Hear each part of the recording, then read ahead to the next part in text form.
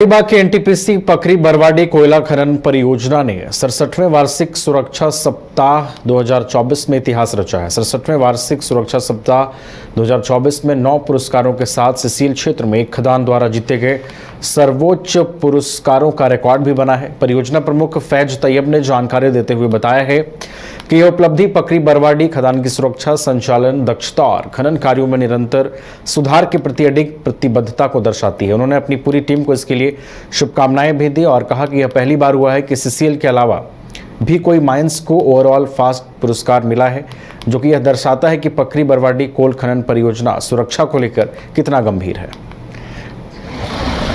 मैं मेरे अपनी पूरी टीम को बधाई देना चाहता हूं कि पकरी बरवाडी ने सेफ्टी में अभी जो हाल में डीजीएमएस और सीसीएल ने मिलकर जो एनुअल माइन सेफ्टी वीक मनाया बचरा में, उसमें 9 पुरस्कार पकरी बरवाडी ने हासिल किए हैं और उसमें 9 में से 6 जो है वो प्रथम पुरस्कार हैं। और ओवरऑल पहली बार ऐसा हुआ है कि अदर देन सीसीएल की माइंस को फर्स्ट प्राइज मिला है सेफ्टी में।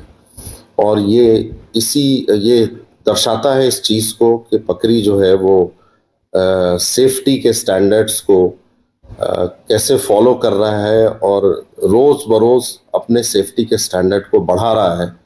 और जो बाहर से भी लोग आते हैं देखने के लिए माइंस में जो सेफ्टी प्रोसीजर्स जो फॉलो किए जा रहे हैं उसकी काफ़ी सराहना करते हैं और उससे वो सीख लेके भी जाते हैं। तो मैं काफ़ी इस बात से मैं पूरी टीम को बधाई देता हूं और ये काफ़ी गर्व की बात है हम लोग।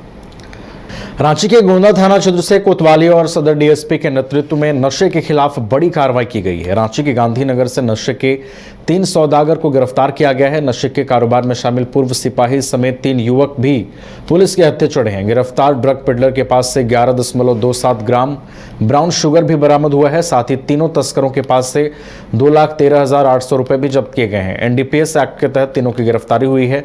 गिरफ्तार 3 लोगों में रमीज राजा, राजा साहा और सुजीत कुमार शामिल हैं। पुलिस गिरफ्त में आया ड्रग पेडलर रमीज राजा जैप 7 का बर्खास्त जवान है। सूचना मिला था कि गोंदा बरियातू एरिया में कुछ लोग जो है अवैध ब्राउन शुगर की खरीद बिक्री कर रही है। इसी आलोक में एक टीम हम लोग के नेतृत्व में सदर डीएसपी और मेरे कोतवाली के नेतृत्व और प्रोफेशनल डीएसपी बरियातू थाना और गोंदा थाना प्रभारी लोग के संयुक्त अभियान में एक टीम गठन करके छापामारी किया गया था। तो इसमें एक गांधीनगर गांवनगर के पास में एक सूचना मिला था कि 2 लोग जो है स्कूटी से घूम के ब्राउन शुगर खरीद बिक्री करते हैं।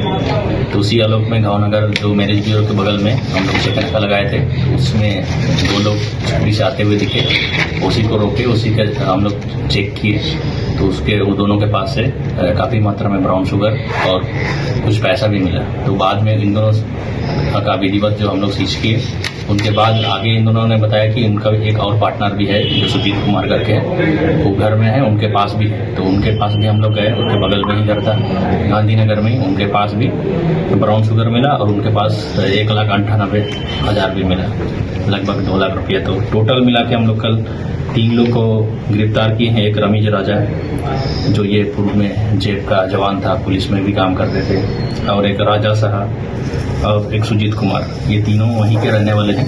और इन लोग के पास से कुल 11.27 ग्राम ब्राउन शुगर मिला है और कुछ मोबाइल, एक स्कूटी, क्रेडिट कार्ड और टोटल राजा साहब के पास 2800 रुपये, रामीज राजा के पास 13,000 और सुजीत कुमार के घर से जो ब्राउन शुगर बेचा वाला 1,98,000 रुपये नकद बरामद हुआ। रामगढ़ जिले के बैंक ऑफ इंडिया गिद्दी 1 के प्रांगण में खाताधारक स्वर्गीय विपिन कुमार झा सियाल निवासी की पत्नी दिव्या झा को बीओआई शाखा मैनेजर राजा रत्नेश और स्टार यूनियन डायचिल सुड लाइफ इंश्योरेंस के एरिया हेड सोएब अहमद ने 15,99,919 रुपए का बीमा चेक का भुगतान किया। मौके पर स्टार यूनियन डायचिल और सुड लाइफ इंश्योरेंस एरिया के रामगढ़ हेड सोएब अहमद ने बताया कि बीते 19 सितंबर 2024 को सीसीएल गिद्दी 1 कोलियरी में कार्यरत विपिन कुमार झा की मौत हो गई थी। इसके उपरांत मृतक के परिवार को बीमा राशि भुगतान चेक के माध्यम से किया गया। आज के डेट में इनके ऊपर में किसी भी तरह की कोई जिम्मेदारी नहीं है लोन की, ठीक है। जो बैंक ऑफ इंडिया के साइड से जो इन्होंने लोन लिया है उसकी कोई जिम्मेदारी नहीं है।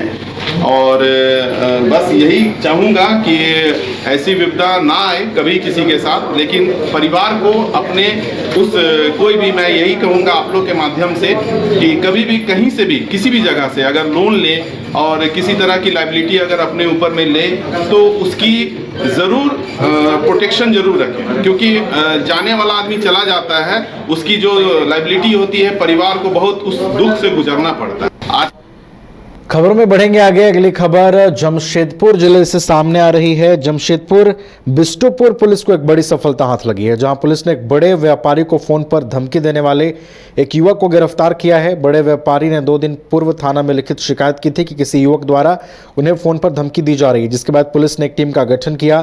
तत्काल कार्रवाई करते हुए युवक को जुगसलाई से गिरफ्तार कर लिया गया है। जांच के दौरान पता चला है कि युवक पहले व्यापारी के यहाँ काम करता था, किसी कारण उसे काम से हटा दिया गया था। उससे गुस्साए युवक ने किसी और का फोन लेकर व्यापारी को धमकाया था। फिलहाल पुलिस ने आरोपी युवक को जेल भेज दिया है।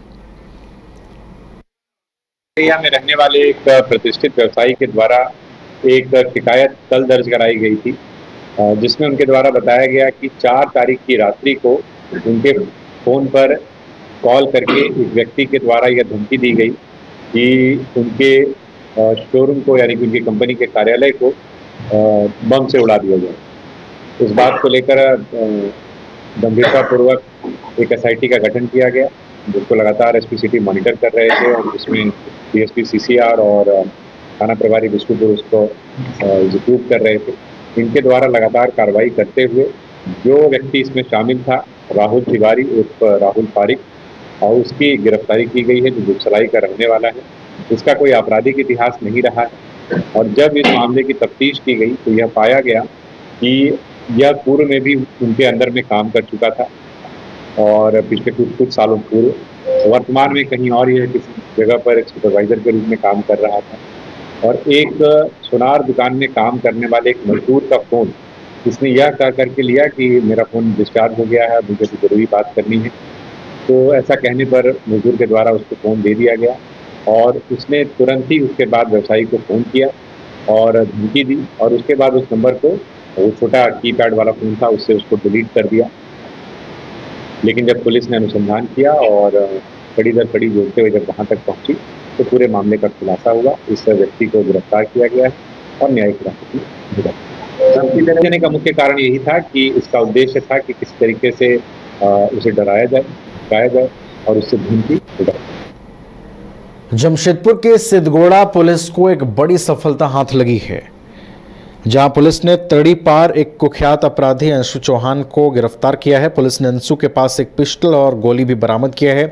अंशु चौहान शहर के कई मोस्ट वांटेड अपराधियों का शूटर है। इसकी गिरफ्तारी के बाद कई बड़ी घटनाओं का खुलासा हो सकता है। SSP किशोर कौशल ने प्रेस वार्ता कर जानकारी देते हुए कहा कि अंशु चौहान पर CCA के तहत तड़ीपार किया गया था, मगर गुप्त सूचना मिली थी कि अंशु किसी आपराधिक घटना को अंजाम देने के लिए शहर पहुंचा है, जिसके बाद पुलिस की एक टीम का गठन किया गया, जहां पुलिस टीम ने अंशु चौहान को गिरफ्तार कर लिया। फिलहाल अंशु को जेल भेज दिया गया है।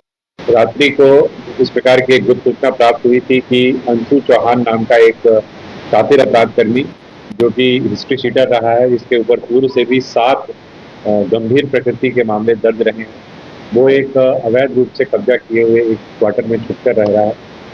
इस सत्यापन के लिए जब वहाँ पर थाना प्रभारी के नेतृत्व में टीम गई तो वहाँ पर जब सर्च किया गया तो वह व्यक्ति वहाँ से हिरासत में लिया गया और उसके पास से एक पिस्टल बरामद हुआ और एक मोबाइल फ़ोन बरामद हुआ। और सघनता से पूछताछ करने पर उसके द्वारा बताया गया कि उसके 2 अन्य साथी भी उसके साथ में हैं और उनका भी नाम प्राथमिकी में दर्ज कराया गया है। और ये लोग छुप करके वहाँ पे रहते थे, क्योंकि यह जो अपराध कर्मी है इसके ऊपर में CCA की कार्रवाई चल रही है। CCA के अंतर्गत जो जिला बदर की कार्रवाई होती है, जिसमें जिले में प्रवेश निषेध होता है, वह इसका भी उल्लंघन करते हुए यहाँ पर रह रहा था, जिसको लेकर के एक सेपरेट प्राथमिकी जो है वो सीताराम बेरा थाने में दर्ज कराई जा रही है। रांची जिले के चान्हो थाना क्षेत्र अंतर्गत बीते मध्य रात्रि खलारी बिजुपाड़ा मार्ग पर आनंदशिला आश्रम में 2 लोगों की गोली मारकर हत्या कर दी गई। दोहरे हत्याकांड से क्षेत्र में भय का माहौल है। सूचना मिलने के बाद डीएसपी खलारी के नेतृत्व में चान्हो थाना की टीम ने शव को कब्जे में लेकर पोस्टमार्टम के लिए रिम्स भेज दिया है। वहीं जांच के क्रम में पुलिस ने 3-4 लोगों को उठाया है, पूछताछ कर रही है। सूत्रों से मिली जानकारी के अनुसार पुरानी रंजिश के कारण दोनों युवक की हत्या की गई है। एक युवक का नाम मुकेश शाह है जो बिहार के भागलपुर का रहने वाला है, जिसकी उम्र लगभग 65 वर्ष थी। वहीं दूसरा राजेंद्र यादव नामक युवक जिसकी गोली मारकर हत्या की गई है। दोनों युवक आनंद आश्रम में ही पिछले कई वर्षों से रह रहे थे। वहीं राजेंद्र यादव हत्या का आरोपी था जो छिपकर आश्रम में रह रहा था।